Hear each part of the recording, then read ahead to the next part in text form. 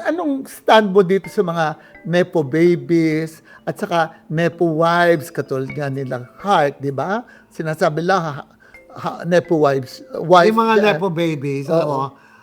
babalikan ko yung kasabihan na magulang ang nagpapalaki sa anak. Correct. Tama ka diyan. Baka mali ang sistema ng pagpapalaki. Pagpapalaki. Saka mo nakakita magde-dinner sa isang hotel, babayaran 900,000 plus. Hello, ano ba kinain nyo dyan? Baka naman pat counter ng restaurant na kinain nyo na. 'Di ba? Bakit nila kailangan ipagmalaki ang nakaw? Correct. O 'di ba? At Ang feeling nila hindi nakaw yon. ano?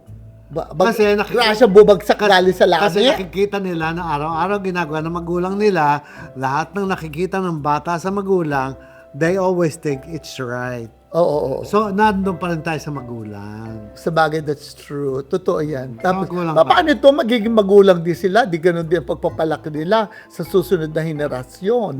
Nakita nila sa magulang nila, yun ang pinagpalaki sa kanila. Oo. Pagka sila nagkaroon ng pamilya, yan din ang makikita ng kanilang magiging anak. Ganun talaga ang lalabas. Nakakaloka. By the way nga pala, maiba ko naman sa usapan natin. Imagine 49 na kayo ni Chris. Correct. Tanda ko pa. Turning 50 next year. Oh my God, tanda ko pa si Chris nung araw. Photography pa siya nung araw. Pero gwapo naman siya noon eh. Cute na siya noon. Ba't ka nagustuhan niya? Mabait ako, Lola. Ganun ba yun? Oo. Sabagay naniwala ako doon sa sinabi mo, kapag ka may hinala kang niloloko siya, hindi mo siya aawayin. Lalo mo sa Bakit pakikitaan naman? ng pagmamahal. Bakit naman? Diba? Sinasabi ko nito sa lahat ng mga may bahay out there.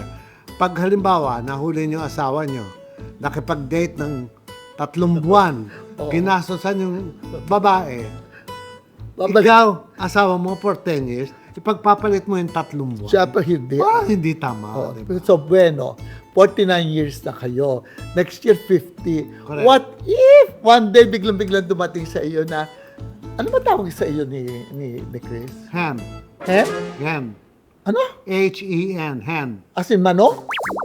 Inahen?